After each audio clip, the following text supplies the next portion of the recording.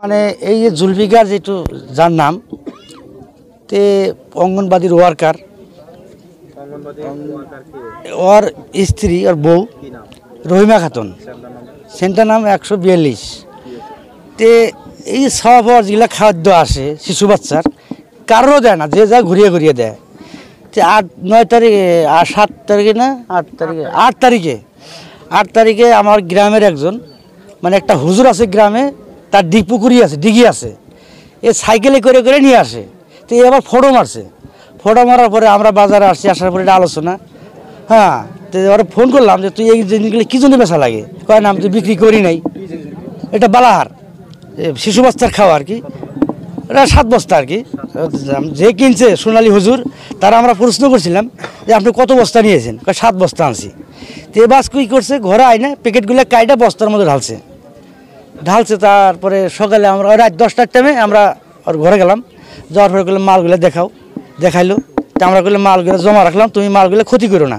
তার জুলফিকার আচ্ছা আইসে, তারপরে প্রশ্ন করছে রাইজে যে এই মালগুলো তুমি বিক্রি করছো নাকি? জুলফিকার স্বীকার করছে আমি বিক্রি করছি, যেহেতু শিশু বাচ্চার জিনিস। তখন আমরা আইনের আশ্রয় গেছি, প্রশাসনের আশ্রয় গেছি আর কি। কেস করছি আমরা, কেসটা আমরা কালাপানি থানায় করছি। মালগুলো আছে না নাই, কোথায় গেল মালগুলো? আমাকে সব কিছু ডকুমেন্টস আছে, আমরা ভিডিও সিডিও সব করে রাখছি। যে চুর বেচছে তারও করছি, যে কিনছে তারও করছি। সেন্টার তো আজ মোটামুটি 8 মাস ধরে দেখি না আমি ওই সেন্টার খুলে বিলে। ওটা তো সেন্টার না, ওটা ছাগল বড়ি থোয়ার একটা ঘর। রহিমা খাতুন যে আছে, রহিমা খাতুন স্বামীর নাম হলো জুলফিকার খন্দকার। এত রহিমা খাতুন নগরক, এত রহিমা খাতুনের স্বামী হয়তো আপনার যে এই যে বালহার সালার এইবিলাক আছে, যদি অঙ্গনবাদীর ওয়ার্কার রহিমা খাতুন, তার স্বামীর নাম হলো জুলফিকার খন্দকার। এতে কী করেছে, আপনার যদি 10 কেজি যদি আছে, 2 কেজি রাজক দেয়, আর 8 কেজি লই আপনার মাছে খোয়াই আছে, ফিশারি বিক্রি করি আছে, ফিশারি বিক্রি করি আছে। এতে যার কারণে এই যে এতে বিক্রি করে সেদিন আপনি প্রকৃতি না আমি ধরিছো, এতে সোনাবালি হুজুর তার ঘরে থেকে 7 বস্তা মান লই আহিছে, এই বালাহার 7 বস্তা লই আহিছে। আমি সেইবিলাক ভিডিও চিডিও করে রাখি, ফটো চটো মারি রাখি দিছোঁ। রাখি দিয়ে রাতি 10টা-11টা বজাত আমি 4টা মানুহ গৈছোঁ, চাপিত কৈছোঁ যে বালাহাৰটো তুমি ক'ৰ পৰা লৈ আহিছা? এই কৈছে যে মই বেলেগৰ পৰা লৈ আহিছোঁ, মালটা বাহিৰৰ পৰা আহিছে। তুমি আনিছা কাৰ পৰা? আমিতো চাইছোঁ তুমি জুলফিকাৰ ঘৰৰ পৰা লৈ আহিছা।